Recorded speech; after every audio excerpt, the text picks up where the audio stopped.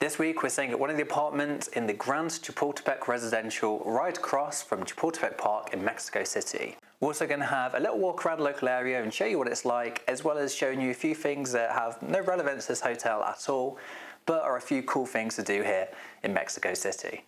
And if you're new to the channel, which I'll be amazed if you're not because this is my first video, then feel free to check out my website for more of my travel content.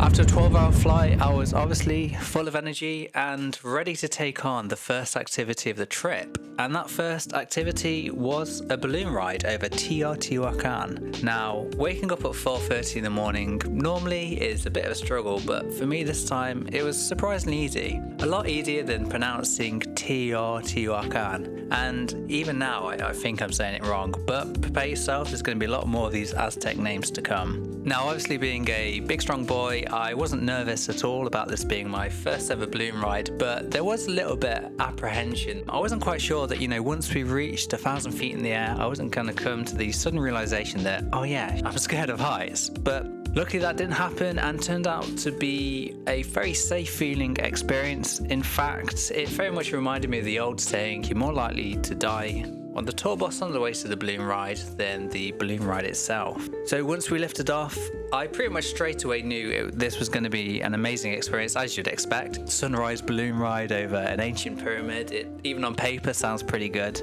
Definitely worth the £140 paid, and for myself it was a pretty ideal way to introduce myself to Mexico.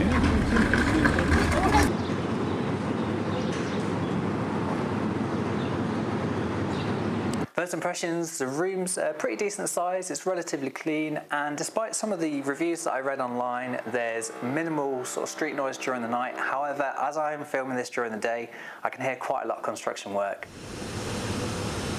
And over the 5 nights I was there, the construction work did become a little bit more annoying, but let's not focus on the negatives for now. The room was pretty decent, spacious, clean and quite nice. There's also some complimentary olive oil, all the cutlery you could need. I used one of those spoons to eat a yogurt from 7-Eleven, a bucket underneath the sink. I don't know whether that was there to stop the sink from leaking or whether it was just a bucket underneath the sink. Some complimentary coffee that I didn't drink. The apartment also has all the appliances and accessories that you would need to do some cooking, but the extent of my cooking was eating that aforementioned yogurt with a spoon. There were also plates on and off the walls, as well as some funky looking mirrors and some quite nice decor. There's also a walk-in wardrobe which was relatively dark, which leads onto the bathroom. On first arrival, the bathroom was rather musty, and also the shower, first time using it, took around about 2 minutes for any hot water to be conjured from the tap.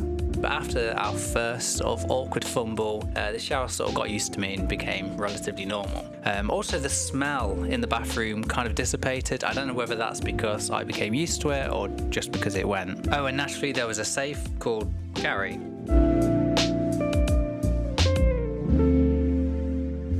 So onto the bed. It's pretty large and comfortable and does everything that you'd want from a bed.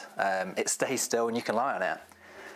Being alone, not in life but in this apartment, I had the choice of the 2 beds. There was also plug sockets either side, as well as a wide selection of pillows and cushions and some blackout blinds, which obviously served the purpose of making the room dark but also obscured the view of the view.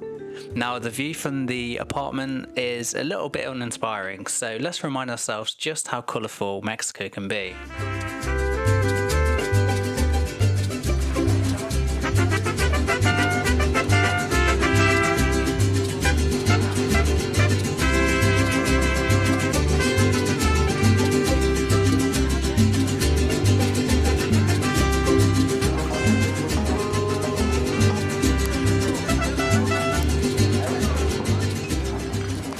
Let's go check out the rest of the hotel before we have a bit of a walk around the local area. And first up is the gym, right up on the 7th floor, and it's pretty basic. If you're interested in exercising during your stay, then I don't know, maybe go for a run somewhere that's less depressing than this gym. And if you're wanting to use the weights, then I would go check out one of the local gyms.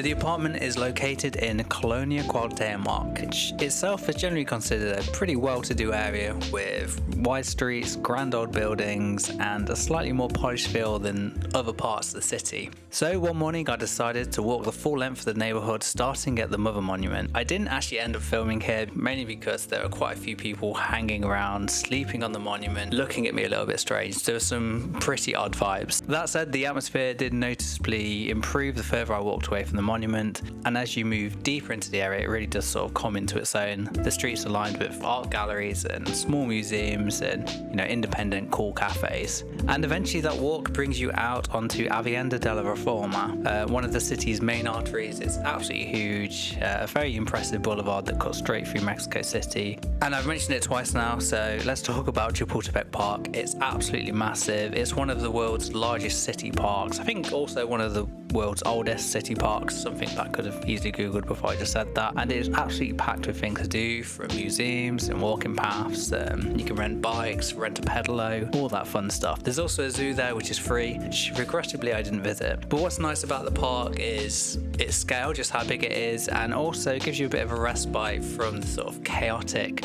nature of Mexico City. And the historical centre of Mexico City, it is a bit of a trek from these apartments. I would say it's just over an hour for you to walk there. To be honest, I took a taxi there. Well, I didn't use any taxis during my time in Mexico City. I used Uber, which is very convenient. But that's one of the key things about the location of these apartments being in Colonia, Chapultepec, especially being so near to the Avenida de la Reforma, is getting a taxi from this location anywhere else in the city. It's pretty convenient, and if you don't mind waiting in a little bit of traffic, you can get around quite well. So in conclusion, after a 5-night stay here at the Grand Chapultepec Residential, my overall opinion is it's relatively positive. I paid £58 a night, which I think is pretty good value, especially for the location and how nice the sort of general area is.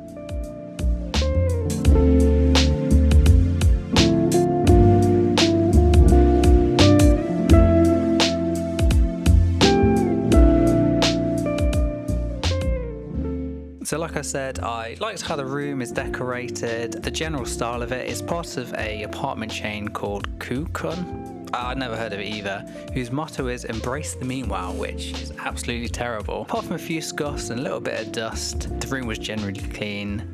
And for the price point, I would highly recommend this stay. I did choose the cheapest apartment, so there are bigger apartments, more expensive apartments with better views and on the top floor and all that sort of stuff. But I went for the basic, and I would recommend it. However, on the massive caveat that you stay here once all the construction work is done. There's nothing more annoying than noise in general, so construction noise is not ideal for a stay. So that's it from the Grand Chapultepec Residential. Thank you for watching the video, and hopefully I'll see you at a different hotel.